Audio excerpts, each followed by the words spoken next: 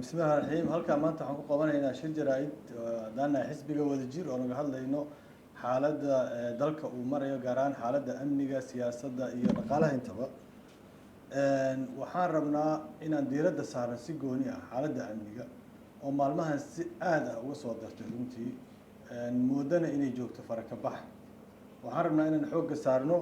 sida ururka al-shabaab uu u xoogeystay dalka gudihiisa sida uu gacanta ugu dhigay awoodda amniga iyo hay'adaha amniga oo dhan iyo sida ay ula wareegeen maaragtay talada maxaan ku sheegay dalka dhinaca ammaanka waliba gaar ahaan ay gacanta ugu qabsadeen oo ay noqdeen urur meeshay rabaan waxay rabaan ka fuliya dekadda iyo hay-adaha dowladda ee kala duwan iyo qaybaha kale waliba dakhliga dhaqaalaha la xiriira siday rabaan uga qaata canshuurta xogtaas oo dhan aan rabnaa maanta inaan ka hadalno iyo xaaladda ay marayso ah runtii xaalad aad u adag waxaa la socotiin al-shabaabku inay aad u dhex galeen hay-adaha dowladda gaar ahaan kuwa amniga iyo hay-adaha dakhliga sidoo kale waxaan la soconnaa oo dhammaanteena ogtihiin inay canshuur ka aruursadaan qaybo kala duwan oo ka mid ah ganacsiga dadweynaha Soomaaliyeed iyo meelaha ay dowladdu gacanta ku hayso ay ugu weyn tahay dekadda ay ugu horeyso waxaad ogtihiin in al-shabaab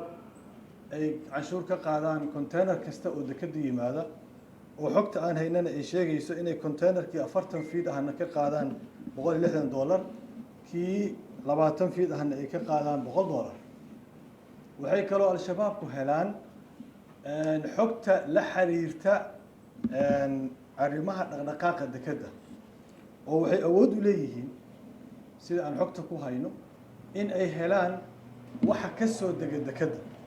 dekadda waxa ka soo dega saa ogtihiin shirkadaha soo rara alaabta shirkadda Turkiga ee Albayrak ee dejisa dekadda gacanta ku haysa iyo kuwa xamaalka dekadda ka dhura intaba ka rara saddexdaasba biilasha ay ka soo dejiyaan dekadda al-shabaab gacanta ayay ku haystaan waxaan haynaa oo la kulanay ganacsato Soomaaliyeed oo markii la weydiiyay inay bixiyaan dakhliga ama canshuurta ay shabaab ka rabaan la soo hordhigay wixii ay dekadda kala soo degeen oo la yiri waxaana la soo degteen al-shabaab hadda waxay marayaan in meesha la yiraahdo tuulada Mubaarak la yiraahdo qof kasta oo ganacsada wax la soo dega file looga furo registration number la siiyo file halkaas uu ku leeyahay ay hadda ay maraysaa waa arrin runtii aad iyo aad looga naxo waxay kaloo marayaan inay qaadaan waxa la yiraahdo domestic revenue canshuur aruurin gudaha dalka ah oo ay ka qaadayaan dalagga beeraha sida liinta la dhoofiyo oo ay ka qaadayaan xoolaha la dhoofiyo oo waxay kaloo awood u yeesheen in contract kasta ama qandaraas kasta oo la galaa inay 5% canshuura ay al-shabaab ay ka qaadaan ma jirto nootaayo magaalada ku taala oo kala wareeji karta dhul ayadoona al-shabaab laga siinin kadkooda ama dhiilkooda baabuurtii gobolada aadaysa waxay ku guuleysteen inay ka soo leexiyaan jidadka ay kontroolaan dowladda ay u soo leexiyaan deegaanada ayaga ay gacanta ku hayaan si kaligood uga qaataan canshuurta waxaan ognahay hay-adaha NGO-yada ka howlgala dalka inay 30% hawsha ay qabanayaan ay ka qaadaan canshuur ah ay ka qaadaan waxaan ognahay inay odayaashii soo xulay ergooyinka u yeereen oo ay ku yiraahdeen waxaa linka rabaa hal qoray 4 boosh oo toobakeen ah inaad keentaan waxaan ognahay inay qabiilooyinka Soomaaliyeed heshiis la galayaan waxaan ognahay in dhaqdhaqaaqyada xagga dhaqaalaha bangiyada iyo xisaabaadka xawaalada oo dhan ay gacanta shabaab ay ku haystaan waxaan ognahay in oo xogteeda aan haynaa in ay shabaab dadkii qaarna handadayaan qaarnaba dhaqaalaha hadda ay ku iibsanayaan oo hay-adihii dowladda dhexdooda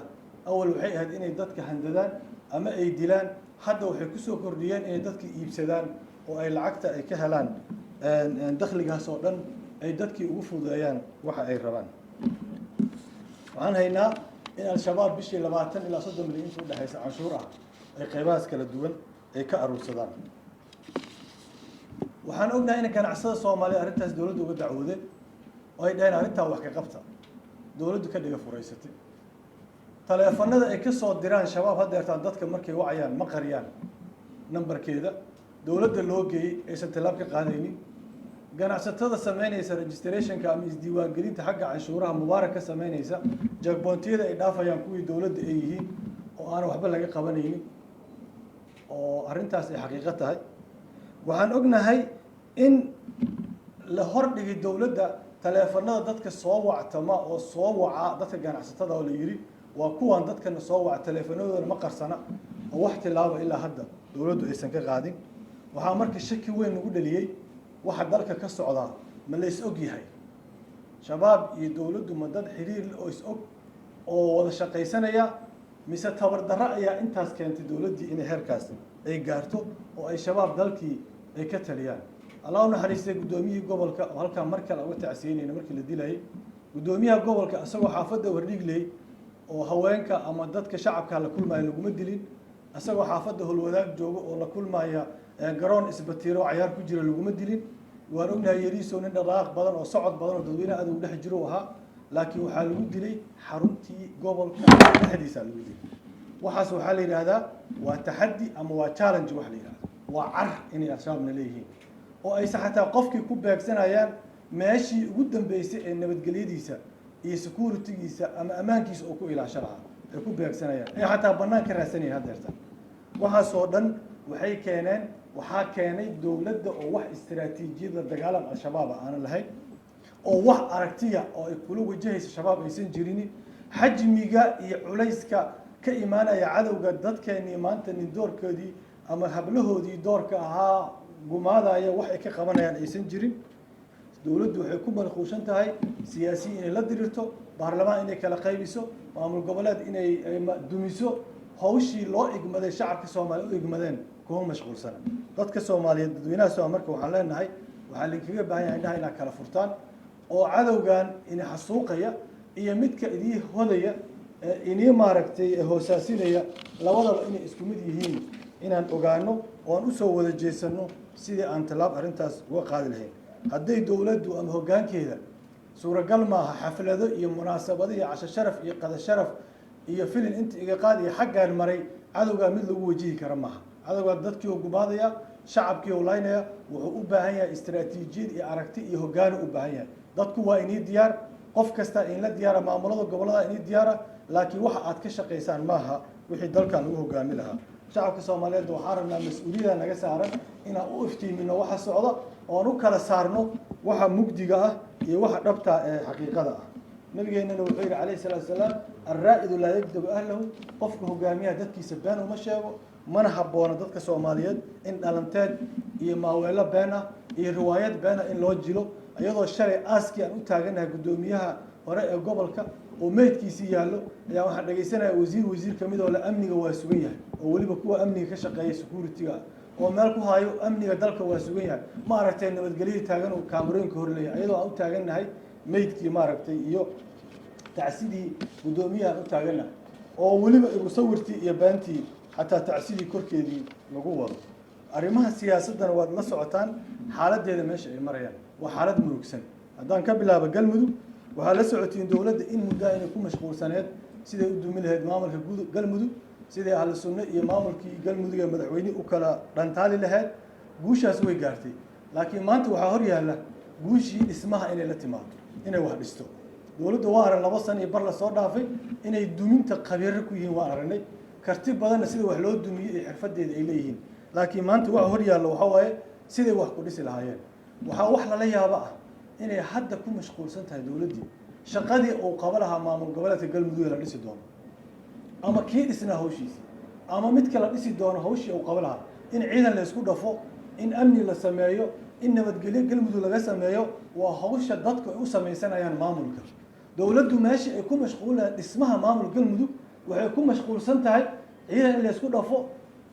ahlu sunno ciidanka laga wareejiyo dowladda la hoosgeeyo ciidan la isku daro waxaasoo dhan macnaheeda waxaa waaye aan abuurno meelaha annaga xukunno annaga aan kontrolno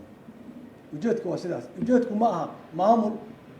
daafurnaan oo dabacsan oo dadka ay u dhan yihiin hala dhiso loo dhan yahay maaha ujeedkeeda waa annaga aan gacanta ku dhigno marka hore security-ga iyo meesha sidii aan rabno aan ka yeelno waxaan u baaqaynaa dowladda inay xoogga saarto howlaha loo igmaday oo aynay gacan ka siiso dadka reer mudug inay galmudug inay dhistaan maamulkooda ma aha hawshii maamulka uu qabo lahaa inay ku mashquulsanaadaan waxaan ognahay dowladdu inay xasaasiyad ka qabto shirarka dib u heshiisiinta ee ka socda deegaanka oo aysan wax taageero ah aysan u fidinaynin oo ay ku howlan tahay kala geynta dadkaas talada iyo wada tashiga u jooga waxaan dowladda leenahay waxba sasa ka qaadinina inay dadku deegaanka tashadaan oo ayahooda ay ka tashadaan oo ay danahooda ka tashadaan uma baahnid inaad ka sastaan waa inaad gacan ku siisaan waxaan sidoo kale rabaa inaan ka hadla arrinta Jubbaland oo dowladda aada moodo inay shaqo ka dhigatay inay doorashada Jubbaland ka soo saarto madaxweyne ayaga ay wadato ee ku kalsoonaalaadahay systemkii u yaalay dowlad goboleedka Jubbaland oo baarlamaankii iyo golihii fulinta iyo guddigii doorashada hawsha ay wadaan in ay ku kalsoonaalaadahay oo har iyo habeen ay ka shaqaynayso sidii baydhabo kale inay adeegsato ciidamo dowladaha dariska qaarkood waxaan ugu digaynaa dowladaha dariska qaarkood oo shaki badan ka soo ifbaxayo inay rabaan dhaqankii baydhabo kale ay la yimaadaan inay arrinta Jubbaland howlahaas faragelinta guracan ah ay la faragalaan amisom waa inay ku akaataa mandate-ka ay dalka u joogto ah nabad ilaalin dadka deegaankana ayagay u daysaa inay isdoortaan wixii ka qaldan Jubbaland guddigeeda doorashada ama hanaankeeda doorashada waa in loo daayaa Jubbaland inay xallisato ma aha inay dowlad ajnabi ah ama amisom ay faragelin guracan ay ku sameeyaan waxa amisom gadaal ka riixayna waa ognahay waa dowladda federaalka oo rabta in loo jujuubo Jubbaland sidii loogu jujuubay baydhabo oo kale ama koonfur galbeed marka waxaan bogaadinaynaa runtii Jubbaland inay doorashadii ku qabsoontay xilligaas oo ah xilligii ay dhammaadeen mandate-ka hay-adaha dastuuriga ah ee Jubbaland oo baarlamaankii iyo madaxweynihii xilka ka dhammaaday ay diyaar u yihiin inay qabtaan xilligii doorashada loogu talagalay dowladda federaalka mas-uuliyaddeedu waxay inay gacan ku siiso ma aha inay carqaladayso ama fidno ka dhex abuurto ama qabaaisha ay isugu dhiibto colaad iyo fidno ay ka dhex horiso wax habboon ma aha marka waan soo dhaweynaynaa habsamo socodka hanaanka doorashooyinka Jubbaland waxaan leenahay wixii reer Jubbaland ka qaldan dhexdooda inay ka saxdaan yaa laga rabaa dowladdana aan uga digayn waxaan kaloo uga digaynaa dowladaha hantida iyo maalka meesha ku qufaya oo daba taagan ashqaas ka tirsan hay'adda nabad sugidda ee rabta inay Jubbaland ka sameeyaan fidno hor leh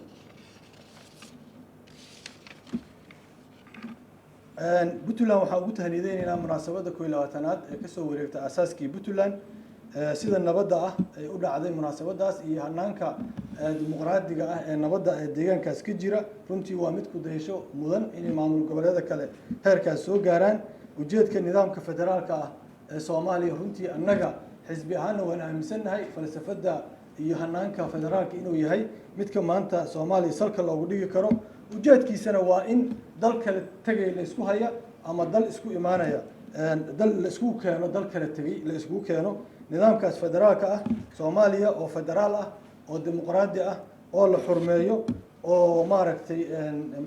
member responsible ama xumin mas'uul ah baash adduunka ka ah in la helo ayaan u baahannahay dowladda waxay kaloo runtii ay ku fashilantay waa arrimaha la xiriira doorashooyinka ilaa hadda 3 sano dhammaan rabto oo sanadkii saddexaad dhamaadkiisii aan taagannahay wax aragti ah oo ay dowladdu doorasho ka leedahay ma hayno ilaa hadda waxay soo bandhigi laadahay hanaanka doorashada iyo qaabka doorashada ay ku dhacayso iyo weli waxay nagu wadaa dhalanteed ah doorasho qof iyo cod la qabanaya haddii la qabanayo muddada la kordhinaya doorasho qof iyo codna ka shaqeymayso waxa ay rabto kaliya waa in muddo loo kordhiyo muddo korosina meeshaan wax rajo ah maamuladii la dhisay sidii dowladda Soomaaliya loo bilaabay laga soo bilaabo Carta ee lagu xijiyay Djibouti 2 oo lagu xijiyay kii dalka gudihiisa waxa sheekh u dambeeyay madaxweynaha ka ahaa mid maalin loo kordhiyay ma jiro marka madaxweyne Farmaajo iyo qolada la joogta inay ku riyoodaan muddo kordhin maaha wax aragti ay ka hayaana ma jirto arrinta doorashada sidaas daraadeed xisbiyada qaranka iyo maamul goboleedyadaba maraan dheereen insha Allah waxaan rajaynayaa watashi arrintaas ka galaan oo hanaan doorasho oo dalka doorasho looga galo la keeno ayaan rajaynaynaa waxaa la mid ah arrimaha dastuurka oo wax ka dhaqaaqay aysan jirin oo ilaa hadda tilaab loo qaaday dib habeyntii dib u eegidda dastuurka iyo howlihii muhiimka ah ee dastuurka la xiriiray oo dalka laga qabtay lama arko haddaan dastuur wax laga qaban dib u eegistiisa oo doorasho iyo diyaarinteed wax laga qaban oo amnigii midka aragteen oo gacanta ka baxay uu yahay oo dowladdii xiriirkii ayadii maamul goboleedyada halka uu taagan yahay aan u jeedno oo ay noqotay xaaladii amnigana mid faraha kasii baxaysa maalin ka dambeysa waxaan la yaabanahay waxa dowladda hadda jirta 3 sano iyada u dhamaatay ay dalka qabatay iyo waxa ay ka qaban rabto iyo waxa ay noo sheegi rabto oon ka ahayn dhalanteedka iyo riwaayadda iyo shineemada laga dhigo maaragtay social media laga dhigo iyo kelmiyada yar yar ee cajaladaha quruxda badan ee la soo duubo iyo waxyaalaha xafladaha habeenkii iyo maalintii sida qurxan loo xardho waxaan ahayn oo dalkan loo haayo runtii ma jirto ummadda Soomaaliyeed bumaad ayaa ku socda dhibaato weyn ay wajahayaan dhaqaalihii ka xiran oo saameyn baan ku yeesheen jidadka xiran waxaa la soconaa ganacsada iyo dadka ganacsada markaan la sheekaysanay in 50% in ka badan hoos u dhac ku yimid arrimihii dhaqaalaha iyo horumarkii ganacsiga inta uu ku yimid sababtana ay tahay canshuurta labada dhinac laga qaadayo jidadka xiran noloshii oo cakiran dadkii oo tabar iyo awood u yeelan kari inay wax iibsadaan ama xataa dhaqaaqii ganacsiga noloshoodii ay abuurtaan oo dadkii maalgashiga la imaan lahaa ee Soomaaliyeed ay dhamaantood xiraan ay ka cararaan ay ku dhiiro waayaan inay sameystaan ganacsigii waxaan rajaynayaa deegaanada nabadda ah ee Soomaaliyeed in maalgashigaas ay dadka Soomaaliyeed u wajahaan dibadda dalka ula cararin oo Kenya iyo Ethiopia iyo wadamo kamid intii gali lahaayeen deegaanada nabadda ah ee Soomaaliyeed kale inay arintaas ay geeyaan marka waxaan ugu baaqayaa marka ugu dambeyntii madaxweynaha jamhuuriyadda federaalka ah iyo dadka hadda filla Soomaaliya xukunkeeda haya inay runta u sheegaan ummadda Soomaaliyeed ma dhici karto madaxweynaha waxaas wax inta dhacaan oo dhibaatadaas dalka ay ka jirto oo la arkaynin oo la laayahay oo meel jaani cirib dhigay dalka aan la ogeyn oo la arkayo kaliya markii ay janaasad timaado kaliya uu soo baxo maaha madaxweynaha asaa dalka loo doortay waa inuu banaanka yimaada waa inuu dadka la hadlaa asaga hoggaanka dalkan 4 sano madaxa saarto mandatekeeda qaatay inuu ka dhunto maaha mas'uuliyadda oo uga tago wiiladii dhalinyaro ah sidii filmaantii actors meeshan ka ah maaha madaxweynaha waa inuu soo baxaa oo mas'uuliyadda dalkan uu qaata ummadda Soomaaliyeedna waa inay karti u yeelataa iyo awood ay ku xisaabtanto oo codkooda ay ku muujiso ay dawladihii kuwan ka horeeyay waa la xisaabtami jiray waxa oo waa la qabsan jiray markii amni darro iyo xaalad xun dhacdo cadaadis la saari jiray madaxda cadaadiskaas keeni jiray inay dadka hoggaanka amniga ka ah wax ka bedelaan oo hanaan cusub ay la yimaadaan oo ay dhiig isgeliyaan isku dayaan xataa inay wax qabanayaan laakiin hadda waxa soo baxday wax kasta oo la sameeyo inaan juuq laga lahayn ciidan kale ay jirin taas anaga ku dhamaanayna idinka shacabka ku dhamaanaya ummadda Soomaaliyeedna ku hodmaysa taas la rabaa inaan iska joojino oo aan u soo jeesano runtii inaan la xisaabtano qoladan talada haysa hadiina xisaab iyo wax noo haynin marka xisaabtanana aan isku tashano oo aan talo qaran iyo talo umadeed iyo talo Soomaaliyeed oo isku nimaadno dadkan waa dad karti leh dad noocaan oo kale taa qaab daran hore isaga xoreeyeen noocay rabaan ahaadaan horeyna taladooda iyo ayatiinkooda ay u soo haysteen marka shirkaas jaalada arrimaha inaan qabano waa maasantii salaam